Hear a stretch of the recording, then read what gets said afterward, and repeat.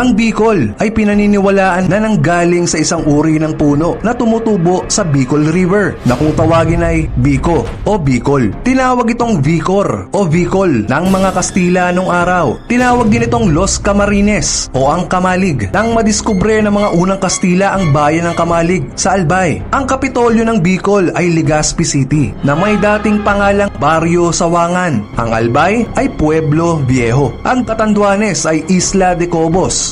Habang ang Sorsogon ay Solsogon na ang ibig sabihin ay bagtasin. Galing din ito sa salitang ugat na solsog o ang pagsalubong sa agos. Ang Masbate noon ay Kinamaligan na naging Masbat o Basbat na ang ibig sabihin ay maraming mina ng ginto. Ang Ambos Camarines ay naitatag noong 1579 at nahati ito sa dalawa, ang Camsur at Camarines Norte noong 1829. Naga City ang dating kabisera ng Ambos Camarines